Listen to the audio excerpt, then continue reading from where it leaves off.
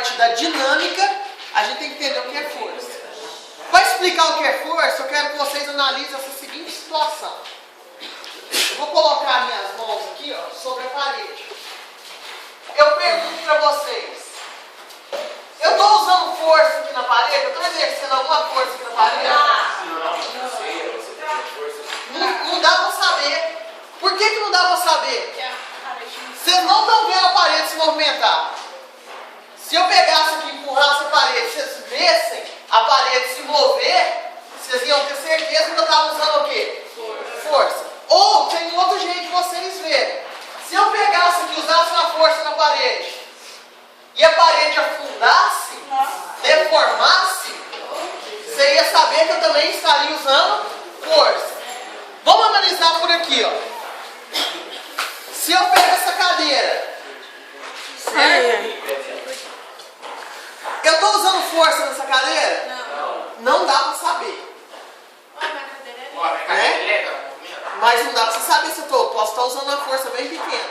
Dá para você saber se eu estou usando força? Não. Por que a gente não sabe? Porque não se movimentou e nem deformou. Agora, ó, apliquei uma força. Vocês concordam? Por que vocês têm certeza que eu apliquei uma força? Porque ela se movimentou. Agora, olha se eu vou aplicar uma força. Vocês viram? Eu apliquei uma força. Como você sabe que eu apliquei uma força?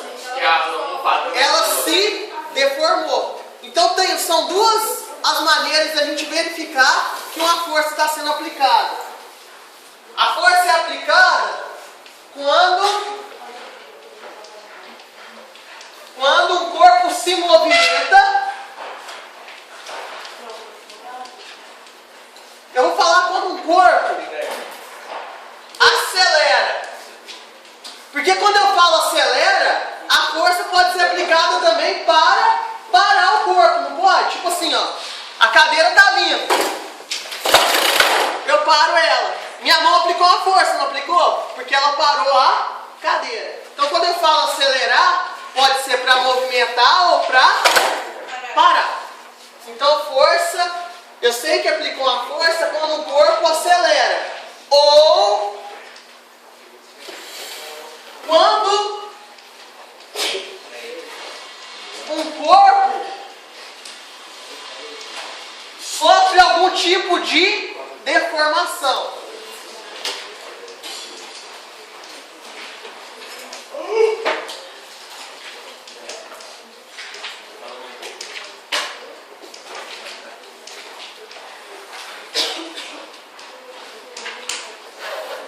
Pessoal, mas quando eu falo de força, existem vários tipos de força.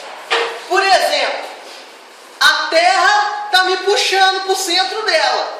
Por isso que eu não estou voando.